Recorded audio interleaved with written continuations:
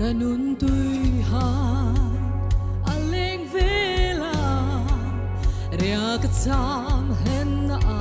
lo tot her mun mo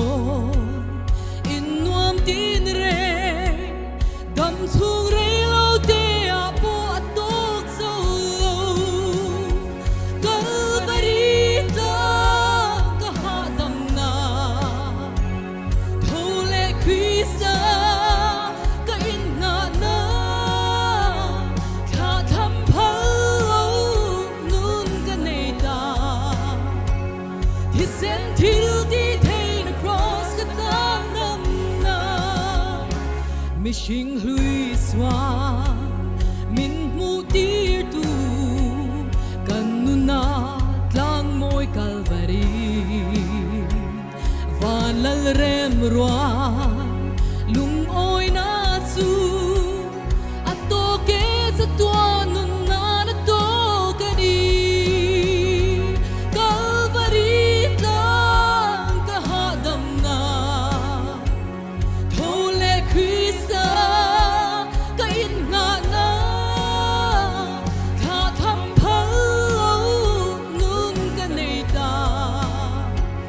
he sent till the pain across the dam na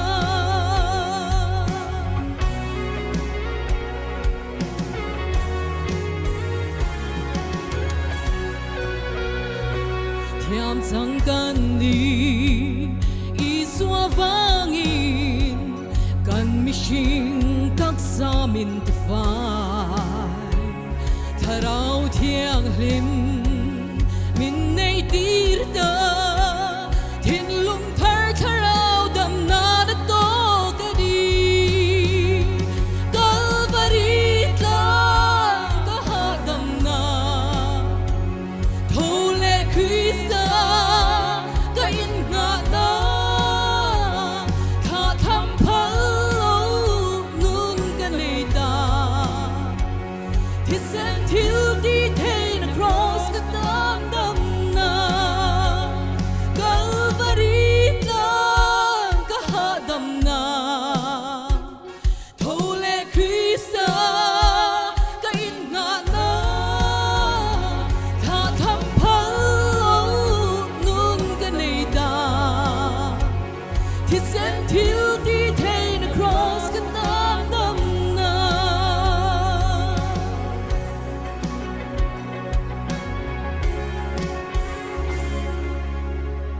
afakla pan mal sur mo se